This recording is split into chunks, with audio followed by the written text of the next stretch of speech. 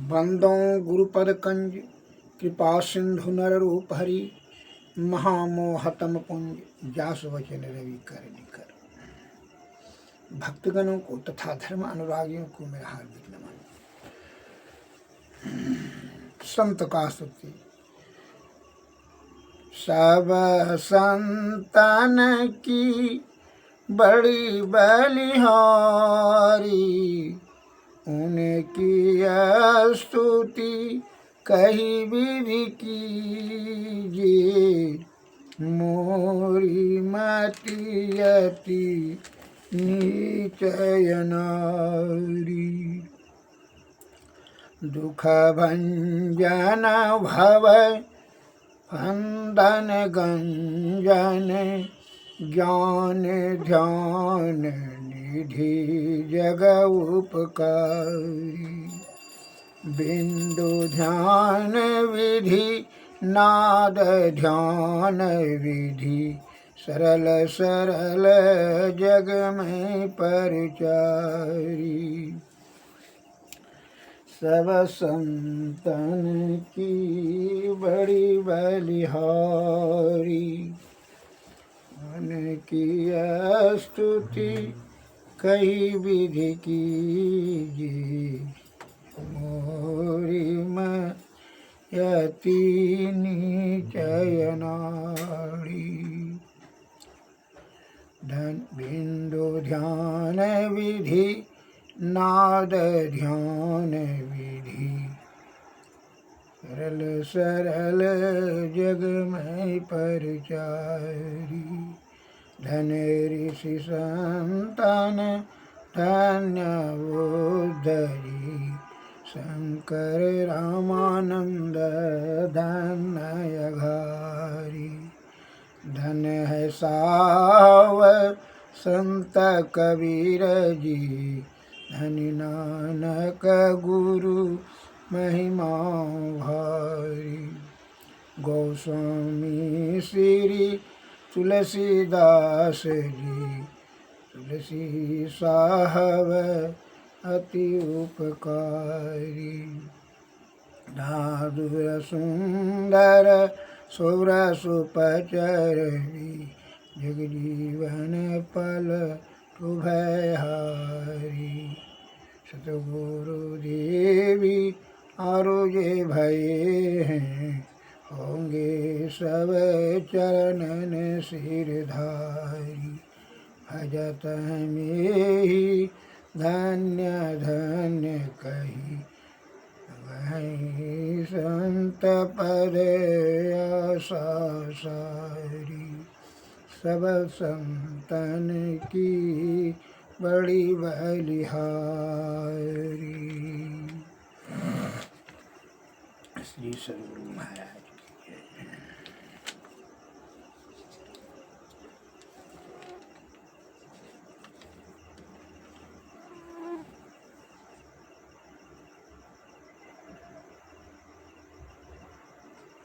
संत मत सिद्धांत, हमारे गुरु महाराज ने जो सिद्धांत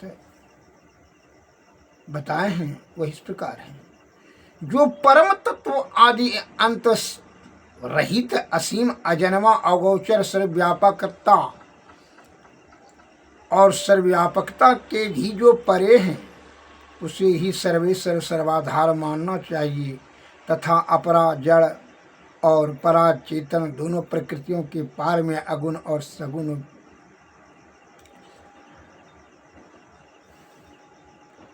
पर अनादि अनंत स्वरूपी अपरंपार शक्ति युक्त देश कालातीत शब्दातीत नाम रूपातीत अद्वितीय मन बुद्धि और इंद्रियों के परे जिस परम सत्ता पर यह सारा प्राकृतिक मंडल एक महान यंत्र की नाई परिचालित होता रहता है, जो न व्यक्ति है न व्यक्त है, जो माइक विस्तृत विहीन है, जो अपने से बाहर कुछ भी अवकाश नहीं रखता है, जो परम सनातन परम पुरातन एवं सर्वप्रथम से विद्यमान है। संत मत में उसे ही परम अध्यात्म पद व परम अध्यात्म स्वरूपी परम प्रभु सर्वेश्वर कुल मालिक मानते हैं। जीवात्मा सर्वेश्वर का अभिन्न अंश है, प्राकृतिक आदि अंत सहित हैं और सृजित हैं। मायाबद्ध जीव आवागमन के चक्कर में पड़ा रहता है। इस प्रकार रहना जीव के सब दुखों का कारण है। इससे छुटकारा पाने के लिए सर्वेश्वर की भक्ति ही एकमात्र उपाय है। मानस जप, मानस ध्यान, दृष्टि साधन और सूरत शब्द योग द्वारा सर्वेश्वर की भक्ति करके अंधकार, प्रकाश व शब्द के प्राकृतिक तीनों पर्दों के पार जाना और सर्वेश्वर से एकता का ज्ञान प्राप्त करके मोक्ष पा लेने का मनुष्य मात्र अधिकारी है। झूठ बोलना, नशा खाना, व्यभिचारी करना, हिंसा करनी अर्थात जीवों को दुख देना और मत्स्य मांस को खाद्य पदार्थ समझना और चोरी करनी, इन पांचों महापापों से मनुष्यों को अलग रहना चाहिए। एक सर्वेश्वर पर ही अचल विश्वास, पूर्ण भरोसा तथा अपने अंतर में ही उनकी प्राप्ति का दृढ़ निश्चय रखना, सद्गुरु की निष्कपट सेवा, सत्संग और दृढ़ ध्यानाभ्यास, इन पांचों को मोक्ष का कारण समझना चाहिए। श्री सद्गुरु महाराज की जय। श्री सद्गुरु की सार शिक्षा याद रखनी चाहिए। अति अटल श्रद्धा प्रेम से गुरु भक्ति करनी चाहिए। मृगवारी सम सब ही प्रपंचन विषय सब दुख रूप है। निज सूरत को इनसे हटा प्रभु में लगाना चाहिए।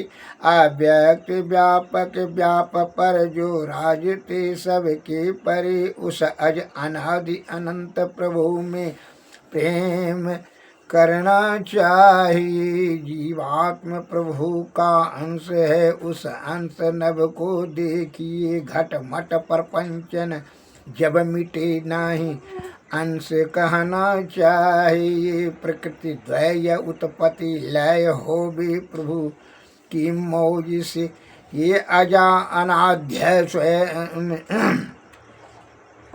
है हरगिज न कहना चाहिए। आवागमन सम दुख दूजा है नहीं जग में कोई, इसके निवारण के लिए प्रभु भक्ति करनी चाहिए। जितने मनुष्य तनधारी हैं प्रभु भक्ति कर सकते सभी, अंतर न बाहर भक्ति कर घट पट हटाना चाहिए। गुरु जाप मानस ध्यान मानस कीजिए दृढ़ साध कर, इसका इनका प्रथम अभ्यास कर।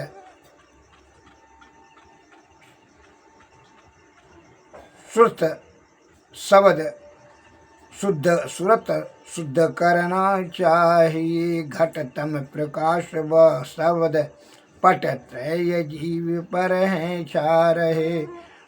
कर दृष्टि अरुधनी योग साधन ये हटाना चाहिए। इनके हटे माया हटेगी, प्रभु से होगी एकता, फिर द्वैता नहीं कुछ रहेगी।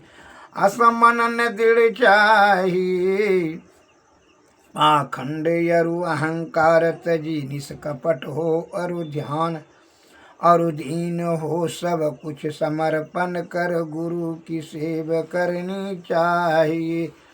सत्संग नित अरु ध्यान नित रहिए, करत संलग्न होवे विचारी चोरी। नशा हिंसा झूठ तजना चाहिए, सब संत मत सिद्धांत ये सब संत दृढ़ है कर दिए। इन अमल स्थिर सिद्धांत को दृढ़ याद रखना चाहिए। यह सार है सिद्धांत सबका, सत्य गुरु को सेवना। मैं ही ना हो कुछ यही बिना गुरु सेव करनी चाहिए। श्री सद्गुरु महाराज की जय। श्री सद्गुरु महाराज की।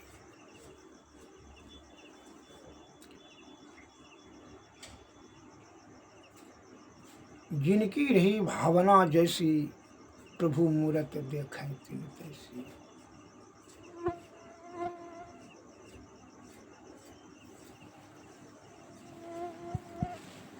जिसका भावना जैसा रहेगा, ईश्वर उसी के अनुरूप उसको फल दर्शन देगा। दो स्त्री जो बांझ थी, बाल बच्चा नहीं हुआ, बहुत दिन हो गए, तो निराश होकर के बहुत उदास दुखी रहती थी। किसी ने सलाह दिया कि महात्मा जी के शरण में जाइए, उनका आशीर्वाद प्राप्त करके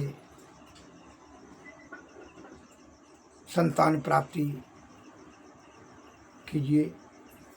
महात्मा जी अगर आशीर्वाद दे देंगे तो पुत्र की प्राप्ति हो जाएगी। तो विद्वान के गांव के बड़े बुजुर्गों के सलाह पर दोनों स्त्री महात्मा जी की कुटिया पर आई और बड़ा अनुनय विनय स्तुति महात्मा जी का की कि महात्मन, हम निसंतान हैं दोनों, जो है आप कृपा करके आशीर्वाद दीजिए पुत्र होने का, जिससे कि इस दुख से, बांझपन के दुख से उद्धार हो सके। महात्मा जी ने कहा ठीक है, दुधु मुट्ठी जो है चना का भुंजा महात्मा जी ने देते हुए बोले ठीक है, जाओ जो है अभी बाद में आशीर्वाद मिलेगा, बाहर में बैठ करके खा लो। वह दोनों स्त्री बाहर में आई, अब हाथ मुँह धो करके भुंजा खाने ही वाली थी कि बच्चा सब जो है 8-10 ठो आ गए और उसी जगह मांगने लगे, दीजिए चाची, खाएंगे हम भी, दीजिए दीजिए। तो एक स्त्री ने तो थोड़ा थोड़ा सब बच्चा को दी और बाकी बाद वह भुंजा खाई। और एक स्त्री ऐसी थी, वह एक कोठो कोई बच्चा को नहीं दिया, एक कोठो भुंजा नहीं, वह घूर करके डांट करके भगा दिया और वह खा लिया। 2 घंटा के बाद महात्मा जी आए तो दोनों स्त्री पहुंची, आशीर्वाद दीजिए, भुंजा खा लिए। महात्मा जी तो जो भुंजा बच्चे सबको खिलाई थी उसको कहा कि जाओ, तुमको पुत्र होने का मैं आशीर्वाद देता हूँ। और उसने बोली कि हमको भी, कहा तुमको पुत्र नहीं होगा, कहा तुमको बच्चा के प्रति श्रद्धा और स्नेह है ही नहीं, तुम्हें दया और उपकार की भावना है ही नहीं, तुम बहुत स्वार्थी स्त्री हो, कुछ भी बच्चा को तुम नहीं दे सकी चना भुंजा। जब तुमको बच्चा के प्रति श्रद्धा आस्था है ये नहीं है, बहुत स्वार्थी हो और घूम करके डांट के भगा दिया, ढूंढ करके खा लिया, तो तुमको बच्चा का क्या जरूरत है, जब भागो वो बच्चा नहीं मिलेगा, वो आशीर्वाद हम तुमको नहीं देंगे। डांट के महात्मा जी उनको कहा जाइए, और जो बच्चा के प्रति दया सहानुभूति दिखाते हुए भुंजा दी थी उसको आशीर्वाद दिया, वो आई, उसको पुत्र प्राप्त हुई, वह खुशी से, और ये 1 साल भी आग में जलती रही और वह खुशी से जीवन यापन करती रही। इस प्रकार से जिसका भाव शुद्ध है, विचार पवित्र है, उसको ईश्वर की प्राप्ति यथाशीघ्र ही हो जाता। लेकिन जो छल कपट प्रपंच आडंबर पाखंड है, विषयासक्त है, कहता कुछ है करता कुछ है, बोलता कुछ है, मन में कुछ भेदभाव रखता है, चालाकी होशियारी दिखाता है, उसको ईश्वर प्राप्त नहीं होता है। वह समझ लीजिए कि वह विषय के अंतर्गत में है। जिसका निष्कपट निश्चल शुद्ध पवित्र आत्मा होगा, उस पवित्र आत्मा में ही ईश्वर का आगमन होता है। अतः शुद्ध चित्त और पवित्र आत्मा सदगुरु के शरण में जाना चाहिए, तब उनकी कृपा होगी, अन्यथा उनकी कृपा नहीं होगी। इसलिए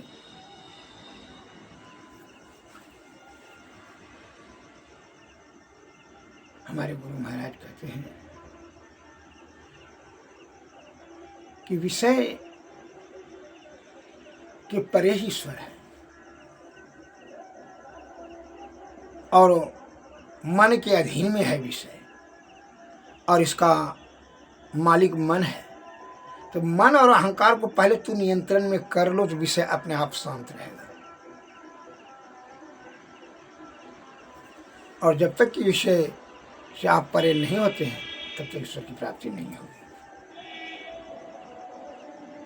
अन्य तो जो है इस संसार में आपका जैसा जैसा विचार भाव मन में रखेंगे, उसी के अनुरूप आपको ये दुनिया से दर्शन मिलेगा। जैसे एक लघु कथा मैं आपको और सो बता रहा चाहता हूँ। एक महात्मा जी और उनका चेला शिष्य और उसके साथ में एक कुत्ता कहीं दूर जा रहे थे। महात्मा जी वन की ओर तपस्या करने के लिए, गांव से कुछ भिक्षाटन करने। तो महात्मा जी रास्ते में देखा कि एक जवान स्त्री की नंगी लाश पड़ी हुई थी, निर्वस्त्र जवान स्त्री की लाश सब मरी पड़ी हुई थी और उस जगह वस्त्र तितर बितर फैला हुआ था। तो महात्मा जी ने उस निर्वस्त्र लाश को देखकर अपने बकुड़ी से वह महात्मा जी ने वो कपड़ा को उठाकर उसका गुप्तांग को ढक दिया और मन में विचार किया कि इसका अंत्येष्टि किया जाना उचित है, गंगा लाभ करा दें कि जला दें। फिर में मन में आया कि अब कोई जीव जंतु खा लेगा और यह दाह संस्कार के चक्कर में क्या पड़ेंगे, अपना जो कार्य तपस्या के लिए जा रहे हैं वह उत्तम कार्य करना श्रेष्ठ है। यह कर्म कांड के फेर में क्या पड़ेंगे, समय अपना बर्बाद करना। वह गुप्तांग को ढक कर करके कपड़ा से महात्मा जी आगे बढ़ गए। उधर से पीछे से चेला आ रहा था। चेला ने वह लाश को देख करके उसका वस्त्र को हटा दिया। वह कामातुर हो गया।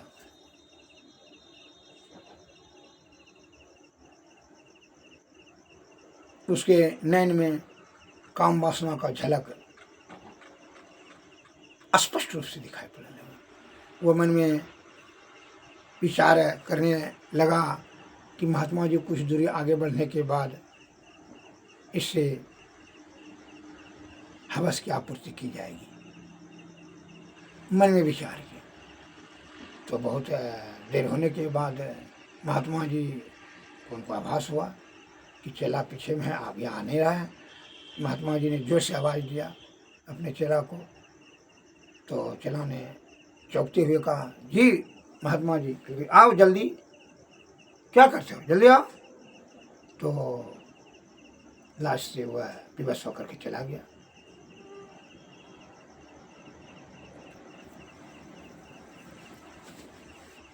और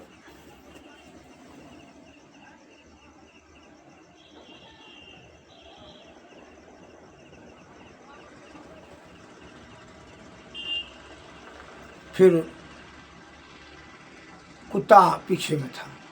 कुतबा ने जब लाश को देखा तो रुक कर के मन में विचार किया कि आज जो है ना बहुत दिन के मनुष्य का मांस नहीं खाए हैं, और भी जवान आदमी का, स्त्री का मांस बड़ा नरम लगेगा, खाने में बड़ा मज़ा आएगा, मांस खा करके ही जाएंगे। तो कुतबा उसी जगह रुक गया। फिर वो दोनों आगे बढ़ेगा था। तो चेला ने जान लिया कि कुतबा अभी नहीं तक नहीं आया है।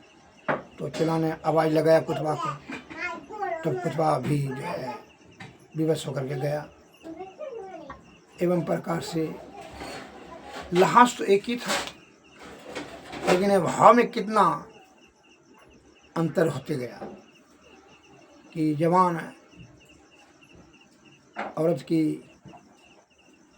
मरी पड़ी हुई लाश को देख करके महात्मा जी का भाव कि दाह संस्कार काम कर दिया जाना चाहिए, उनका यह भाव हुआ।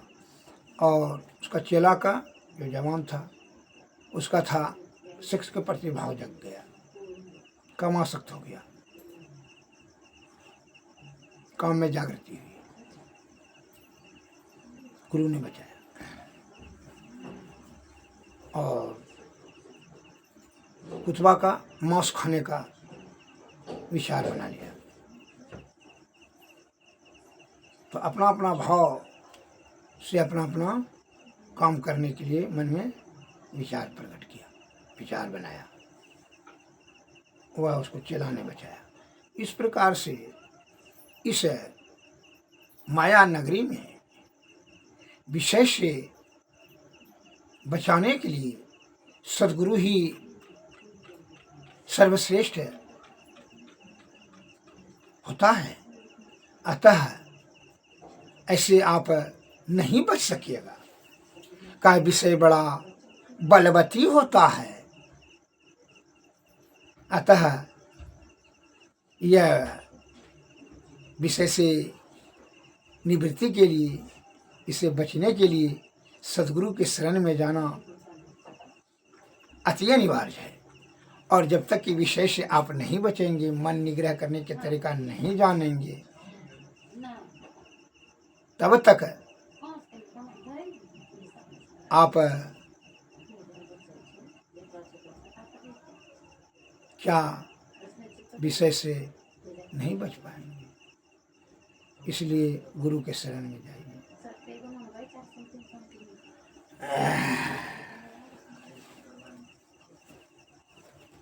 विषय बड़ा बलवती होता है, और जब तक कि विषय से आप नहीं बचेंगे तब तक क्या होगा, तब तो नाना प्रकार का दुख उठाते रहिएगा।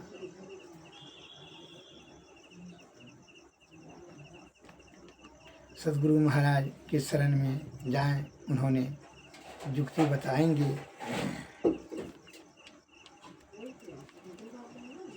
विषय से कैसे बचा जाता है और ईश्वर कैसे प्राप्त करेंगे, सद्गुरु की कृपा से ही आप जानेंगे।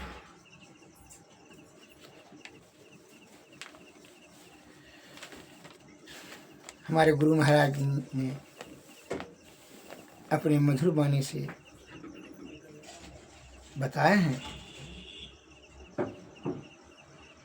कि ध्यान की अवस्था में जब बिंदु ध्यान करेंगे तब कैसा आपको अनुभव होगा, उनके बारे में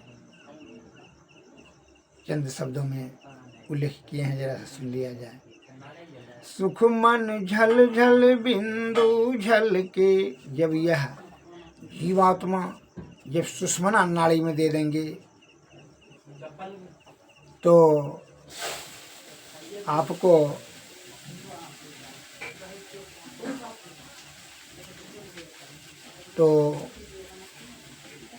सुषमना नाड़ी में जब जाएंगे तो कैसा दिखाई पड़ेगा, अनुभव होगा, जरा सा ध्यान से सुनिए। सुख मन झल झल बिंदु झल के, लख ले भैया बंद पल के, तीसरे तिल में दृष्टि धरे, पिंड त्यागी ब्रह्मांड चले। खुले आकाश भरे तारा, दीपटे महरे अंधियारा। अनुपम चांदनी ज्योति वरे, तरुण सूर्य दिव्य ज्योति करे। अनहत अनहद धुन गो मीठी, सूरत गहे कर दीन दीठी। धरियस तवद सूरत की डोरी, सूरत चली घर मन सतकोरी। मैं ही भेद कहा यह सार, गुरु से पावे निर्धार।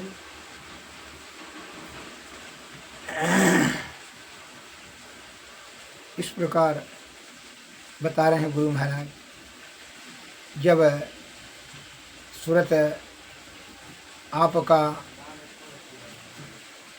सुषुम्ना नाड़ी में जाएंगे तब कैसा होगा। घट बिच अजब तमाशा, घट बिच अजब तमाशा। भूमि पर सूरत जमा के देखो, अधर भूमि पर सूरत जमा के देखो। अजब है प्रकाशा, घट बिच अजब तमाशा। लगता ही बने न कहीं सुनी मिले, करूँ निज घट की तलाशा। घट बिच अजब तमाशा। घटी ही में सरगुण, घटी ही में निर्गुण, घटी ही में सत पदवासा। घट बिच अजब तमाशा। नहीं परितीत तो गुरु हरि सेवो, नहीं परितीत तो गुरु हरि सेवो। अपायर पिबन उदासा। जाहिर जहुर, जाहिर जहुर सतगुरु देवी साहब। भेद बताओ वहीं खासा, घट बिच अजब तमाशा। मैं ही कहत सुनो जो शरण, गह लहे निज घट की विलासा। घट बिच अजब तमाशा, घट बिच अजब तमाशा। श्री सद्गुरु महाराज की।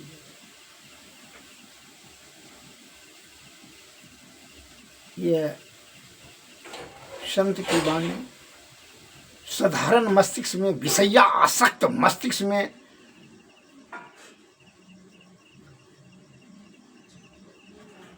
नहीं समझ सकेगा। कहा है विषय रूपी महादलदल में जो फंसा है, महाकीचड़ में जो फंसा है, वह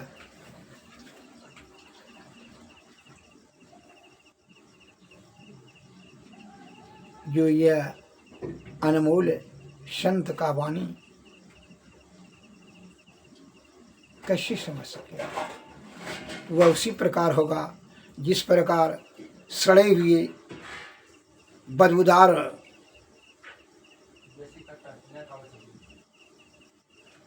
मरी पर, सब पर जो बदबू से आयुक्त है, उस पर गुलाब फूल का छिड़काव करना, व्यर्थ में खुशबू की बर्बादी होती है। उसी प्रकार जो विषय में आसक्ति रखता हो, पाप से भरा पड़ा है, जन्म जन्मांतर से पाप रूपी दलदल में पड़ा है, उसको यह संत का प्रवचन सुन करके भी नहीं समझ सकेगा, उससे कोई लाभ नहीं है। जैसे अंधों के सामने ऐना का बखान करना, उल्लुओं को सूर्य के प्रकाश का बखान करना,